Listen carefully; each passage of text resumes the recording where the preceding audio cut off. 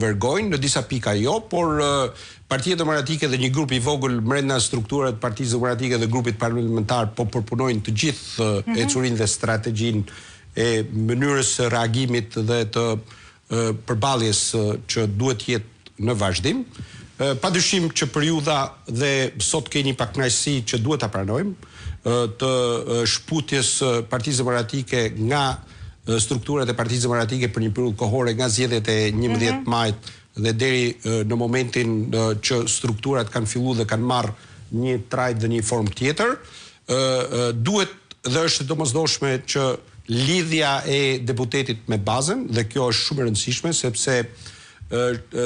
forca e çdo deputeti buron nga vota e demokratëve dhe deputetët pavarësisht punës parlamentare e cila është, të them të drejtën, unë nuk e imagjinoja që do ishte në këtë ngarkesë, në këtë ngarkesë, po kjo ka ardhur për shkak të mos funksionimit të parlamentit që nga marsi i 2025-s deri në momentin që hym në parlament dhe është mbledhur e gjithë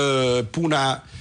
voluminioze në 2 muaj, 3 muajt e fundit, çka e ka bërë shputjen e deputetëve dhe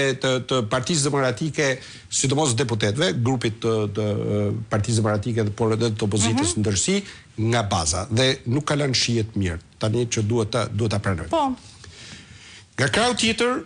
kërkohet një angazhim dhe një sakrificë më e madhe nga deputetët e Partisë Demokratike. Dhe shembullin e parë, unë jam për këtë dhe kam përmendur edhe në grupin parlamentar, pavarësisht se unë jam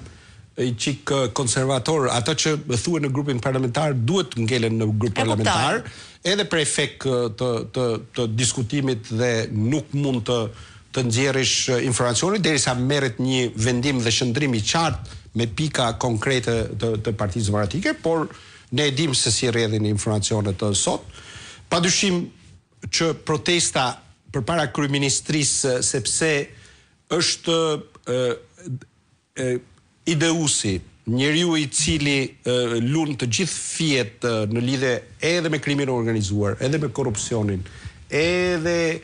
mënyrën se si funksionon sot parlamenti, shteti në tërësi, është shteti Rama, dhe këtë duhet ta pranojmë. Duke përfshirë edhe çështën e Ballukut. Edhe çështja e Balluku në vetvete është produkti i Ramës, duhet ta pranojmë. Jo se Balluku është pa faje dhe normalisht të gjitha këto në fundit marrin firmën e Ballukut, por është urdhri i Ramës dhe aq më tepër që Balluku dhe qendra e nukli i gjithë mënyrës se si organizohet është kryeministria, sepse zyra e kryeministrit, por edhe zyra e zëvendës kryeministës ndodhet në të njëjtin institucion. Dhe binomi i këtyre dyre duhet luftuar, duhet shkuar tek